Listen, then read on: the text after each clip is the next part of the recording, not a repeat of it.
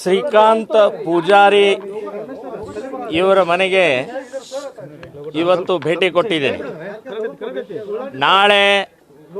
ನಾಳೆಗೆ ಒಂದು ವಾರ ಆಗತ್ತೆ. ಅವ್ರ ಮನೆಯವರು, ಅವರ ಮಕ್ಕಳು, ಅವ್ರ ಚಿಕ್ಕಮ್ಮ, ಅವರ ಅಣ್ಣ ಎಲ್ಲ ಇದ್ದಾರೆ. ಅವರು ಆತಂಕದಲ್ಲಿದ್ದಾರೆ.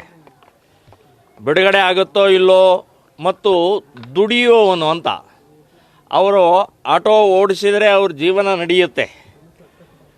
ಸೊ ಅಂಥ ವ್ಯಕ್ತಿನ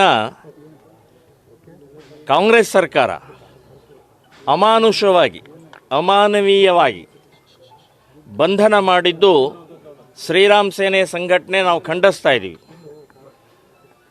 ಇದು ಇನ್ನೊಂದು ಈ ಸಂದರ್ಭದಲ್ಲಿ ಹೇಳಬೇಕು ಅಂತಂದರೆ, ಸನ್ಮಾನ್ಯ ಸಿದ್ದರಾಮಯ್ಯನವರು, ಗೃಹ ಮಂತ್ರಿಗಳು ಮತ್ತು ಇಲ್ಲಿಯ ಘನ ಶಾಸಕರು, ಅಬ್ಬಯ್ಯನೋ ಅಬ್ದುಲ್ಲನೋ ಗೊತ್ತಿಲ್ಲ, ಅವರು ದಾರಿ ತಪ್ಪಿಸ್ತಾ ಇದ್ದಾರೆ. ಇಷ್ಟು ಕೇಸ್ ಇದ್ದಾವೆ, ಕ್ರಿಮಿನಲ್ ಇದ್ದಾನೆ ಅಂತ ಹೇಳಿ.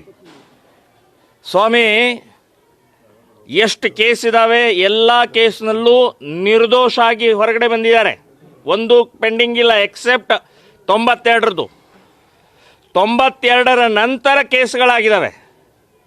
98, 2000, 2002, 2004 ಹೀಗೆ ಕೇಸ್ ಆಗಿದ್ದಾವೆ. ಸೊ ಆ ಕೇಸ್ಗಳಿಗೆ ಕೋರ್ಟ್ ಅಟೆಂಡ್ ಆಗಿದ್ದಾರೆ, ಪೊಲೀಸ್ ಸ್ಟೇಷನ್ಗೆ ಹೋಗಿದ್ದಾರೆ.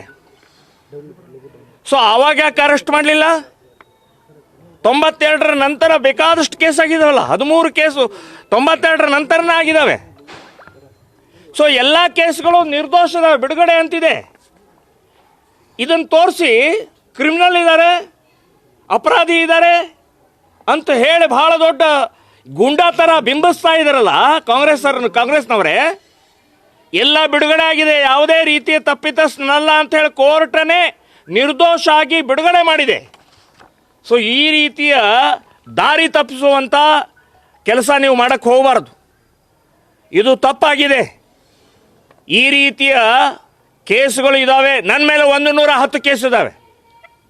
ನನ್ನನ್ನು ಹಾಗಾದ್ರೆ ಗಲ್ಲಿಗೆ ಏರಿಸಬೇಕಾಗಿತ್ತು. ಕೋರ್ಟ್ ನಿರ್ದೋಷ ಅಂತ ಹೇಳಿ ಎಲ್ಲ ಕೋರ್ಟ್ಗಳನ್ನ, ನನ್ನ ಕೇಸ್ ಎಲ್ಲ ಮೂದಿಗೆ 11ಕ್ಕೆ ಬಂದು ನಿಂತ್ಕೊಂಡಿದೆ. ಹಾಗಾದರೆ ನಾನು ಕೂಡ ಗುಂಡಾನಾ?